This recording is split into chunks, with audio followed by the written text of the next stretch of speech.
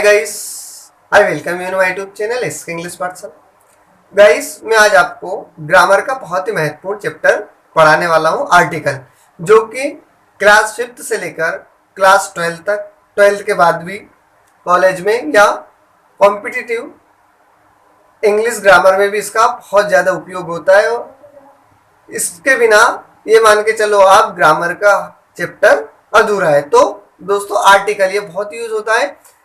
तो मैं आज आपको पढ़ाऊंगा क्लास 5th से 8th तक कैसे और किस टाइप से क्वेश्चन बनेंगे आपके, और कहां से जो है क्वेश्चन आते हैं। दोस्तों, क्लास 5th से 8th तक, 5th से 8th तक जो है आपकी ग्रामर सेम रहेगी, और आर्टिकल भी जो है किस टाइप से क्वेश्चन पूछता है। दोस्तों, तो शुरू करते हैं दोस्तों। आर्टिकल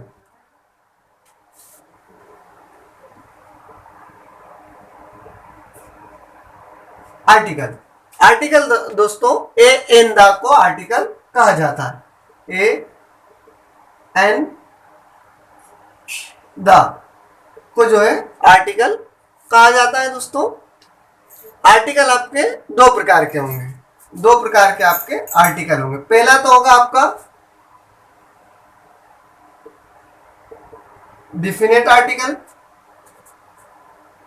और दूसरा होगा आपका इनडिफिनेट। डिफिनेट मतलब निश्चित, डिफिनेट का मतलब होगा निश्चित, और इनडिफिनेट यानी अनिश्चित। तो दोस्तों, आपके आर्टिकल जो है दो प्रकार के होते हैं, एक डेफिनेट आर्टिकल और दूसरा होता है आपका इनडिफिनेट आर्टिकल।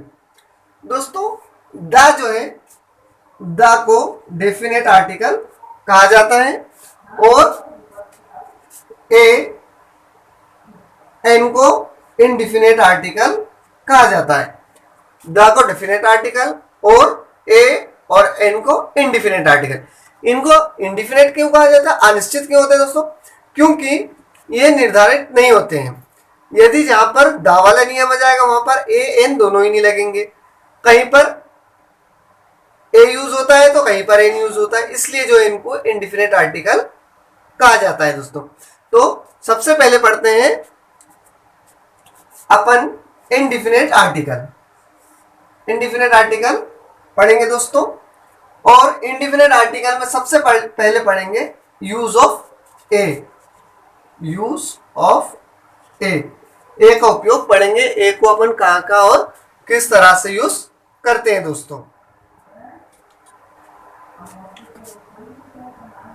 दोस्तों, अपन क्या करते हैं, ए एन को जब भी लगाते हैं तो अपन साउंड के हिसाब से यूज करते हैं, ना कि इस हिसाब से कि ए ई आई ओ यू जो आपके वोवेल्स आते हैं उनके साथ आप उसको ए एन को यूज करोगे, ऐसा नहीं होगा। यह होगा कि उनके साउंड किस हिसाब से निकल रही है, यानी कि जो सबसे पहले आप वर्ड बोल रहे हो वो वर्ड कौन सा है, वो स्वर है या वोवेल है। यदि सबसे पहले आप जो वर्ड बोलते हो यदि वो वोवेल होता है तो आपको ए एन का यूज करना है, यदि कॉन्सोनेंट होता है तो आपको ए का यूज करना है। जैसे पहले कॉन्सोनेंट वर्ड ले लेते हैं अपन, काउ। अब कॉन्सोनेंट कहां से होते हैं दोस्तों? कॉन्सोनेंट आपके होते हैं का से ज्ञानी तक के। का से ज्ञानी तक के जो होते हैं आपके कॉन्सोनेंट होते हैं, और आ से आहा तक के होते हैं जो आपके वोवेल होते हैं। तो का से ज्ञानी तक की यदि आवाज आती है शुरू में ही, फर्स्ट में जो वर्ड बोलते हो आप, तो उसके लिए ए यूज करना है। यदि आ से आहा तक की आवाज आती है शुरू में, फर्स्ट में जो आप वर्ड बोलते हो उसकी, तो आपको ए एन का यूज करना है। जैसे काव। अब दोस्तों, काव को कैसे लिखेंगे? काव को ऐसे लिखा जाता है, काव। तो काव में सबसे पहले कौन सा वर्ड आ रहा है? का। तो का कहां से आता है? का से ज्ञानी तक के बीच में। तो का से ज्ञानी तक के बीच में क्या लगा देंगे अपन? ए का यूज करते हैं। जैसे अब यहां पर एन नहीं लगाएंगे, आ लगाएंगे, आ काव। दूसरा वर्ड दे दिया बुक।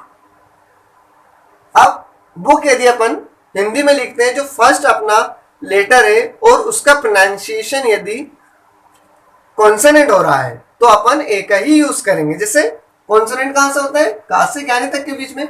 यदि अपन बुक को लिखते हैं तो बुक को ऐसा लिखा जाता है, बुक। फर्स्ट वर्ड देखना है आपने, फर्स्ट वर्ड क्या है अपना, बा बकरी का, तो बा बकरी का है तो आपको ए का यूज करना है, मतलब कॉन्सोनेंट हो गया आपका, तो आ बुक। इस तरह से दोस्तों ए का यूज करना है। और भी कुछ सेंटेंस ले लेते हैं अपन शब्द, जैसे आ चेयर, क्योंकि चा से स्टार्ट हो रहा है अपना वर्ड, तो इसलिए अपन यहां पर ए का यूज कर रहे हैं। आ डोर, डोर मीन्स होता है दोस्तों दरवाजा, तो डमरू से आवाज आ रही है, तो जो अपनी पहली फर्स्ट प्रोनाउंसिएशन की जो आवाज आएगी उसके हिसाब से जो है अपन इसको सिलेक्ट यूज करेंगे, ए और एन को। दोस्तों कहीं कहीं अपन कंफ्यूज हो जाते हैं, और उस कंफ्यूजन के लिए आपको ये देखना है कि ए ई आई ओ यू ये वर्ड आते हैं, लेकिन इन वर्ड्स का स्वर प्रोनाउंसिएशन ना होते हुए कॉन्सोनेंट प्रोनाउंसिएशन हो जाता है। जैसे यूनिट, आपका एक वर्ड है यूनिट। अब यूनिट में क्या है दोस्तों, शुरू में आप देखेंगे तो यू है, यू क्या है आपका, है वोवेल है, तो लेकिन जब हिंदी में इसका प्रोनाउंसिएशन करेंगे तो यूनिट ऐसे होगा, यूनिट। तो यूनिट ऐसे हो रहा है, तो यूनिट ये शुरू में या शब्द जो है, ये जो वर्ड है ये का से ज्ञानी के बीच में आता है, इसलिए अपन आ यूनिट का यूज करेंगे, आ यूनिट। जैसे ए यूजफुल थिंग, यूजफुल थिंग, तो यूजफुल थिंग के लिए क्या करें अपन, यू आ रहा है मतलब वोवेल आ रहा है, तो इसके लिए ए का यूज करेंगे। क्यों यूज करेंगे, क्योंकि ये है जरूर वोवेल, लेकिन वास्तव में यह ध्वनि किसकी निकल रही है, यहां पर अपनी आवाज कौन सी आ रही है, अपनी आवाज आ रही है दोस्तों कॉन्सोनेंट की, यूनिट और यूजफुल, तो ऐसे या का यूज करेंगे दोस्तों, इसलिए यहां पर अपन ए का यूज कर रहे हैं। और भी कुछ वर्ड होते हैं दोस्तों, देखते हैं।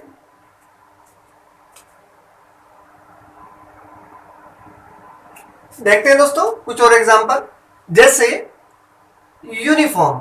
अब यूनिफॉर्म में क्या आ रहा है, शुरू में वोवेल आ रहा है, लेकिन ये अपना वोवेल ध्वनि किसकी दे रहा है, यू की, जो है इस तरह से ये हिंदी में वर्ड आएगा। तो यूनिफॉर्म आ रहा है तो ए का यूज होगा, यूनियन तो भी ए का यूज होगा। अब यहाँ पर देखिए दोस्तों, यह लिखा हुआ यूरोपियन, तो यूरोपियन में भी ये वाली ध्वनि आ रही है, तो ए का यूज करेंगे, यहाँ पर भी ए का यूज होगा दोस्तों। तो आपको जब भी ए एन यूज करे तो आपको फर्स्ट में क्या वर्ड आ रहा है, कौन सा शब्द प्रोनाउंसिएशन हो रहा है शुरू में, उस शब्द के प्रोनाउंसिएशन के अनुसार आपको लगाना है।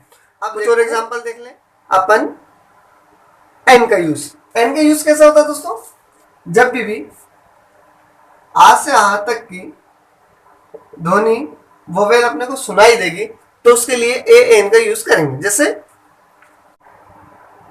जैसे ऑरेंज शब्द ले लिया, ऑरेंज अपना जो है दोस्तों, यदि अपन ऑरेंज हिंदी में देखते हैं तो ऐसा शब्द लिखाएगा ऑरेंज, तो सबसे पहले क्या आ रहा है आपका शब्द अनार का आ रहा है, तो अनार का वोवेल है तो इसके लिए एन लगा देंगे, एन। फिर दूसरा वर्ड ले लिया एन एलिफेंट, एलिफेंट। अब एलिफेंट में भी आ से आ के बीच में ही आएगा ये ए, तो इसके लिए भी अपन ए एन का यूज कर लेंगे दोस्तों। तो एन ऑरेंज, एन एलिफेंट, है ना दोस्तों। और जैसे एक, तो यहाँ पर एक की स्पेलिंग में भी ए आ रहा है दोस्तों, तो इस हिसाब से जो है अपन यहाँ पर एन का यूज कर रहे हैं। आ से आ तक की यदि ध्वनि सुनाई देगी तो अपने को एन का यूज करना है, मतलब ए ई आई ओ यू, ये जो है दोस्तों 5 वोवेल होते हैं, इंग्लिश में। यदि इनकी ध्वनि यही होगी तो अपन जो है ए एन का यूज करेंगे। कभी कभी जो है प्रोनाउंसिएशन क्या निकलने लगता है, या निकलने लगता है, मतलब का से ज्ञानी के बीच में जाती है, कॉन्सोनेंट वाली ध्वनि देने लगती है, जैसे यूरोपियन ना दोस्तों, यूलेटिप, यूलेप्टस, इस तरह से। और यू की ध्वनि भी जो है कभी कभी या की ध्वनि बन जाती है दोस्तों, तो फिर एन का ही यूज करेंगे। कभी कभी क्या होता है, कुछ वर्ड जो होते हैं वो होते तो कॉन्सोनेंट है, मतलब इंग्लिश में यदि इन 5 वर्ड को छोड़ दे तो बाकी के 21 वर्ड जो होंगे आपके कॉन्सोनेंट होंगे। तो कुछ वर्ड ऐसे होते हैं कॉन्सोनेंट वर्ड जिनके साथ भी ए एन का यूज होता है, जैसे ऑनेस्ट। अब यहां पर तो यहां शुरू में क्या है, आपका कॉन्सोनेंट वर्ड है ना दोस्तों, लेकिन इसको पढ़ेंगे क्या अपन, ऑनेस्ट। क्या पढ़ रहे हैं, ऑनेस्ट, मतलब इसमें एच जो है आपका साइलेंट है, एच को नहीं पढ़ रहे हैं, अपनी आवाज आ रही है, शुरू हो रही है आ से, तो इसलिए यहां पर एन का यूज किया जाएगा। यहां पर भी और, तो एन का यूज किया जाएगा। ऑनरी, तो यहां पर भी एन का यूज किया जाएगा। यहां पर एच जो है साइलेंट है, आपकी वास्तविक आवाज जो ध्वनि है वो आपकी आएगी दोस्तों। तो ये था दोस्तों। इसके बाद जो है आपको प्रैक्टिस सेट दिया जाएगा, प्रैक्टिस सेट आपको करना है, और जो है जितने भी वर्ड अभी तक पूछे गए हैं 5th से 8th तक के वो सारी चीजें बताई जाएगी। धन्यवाद।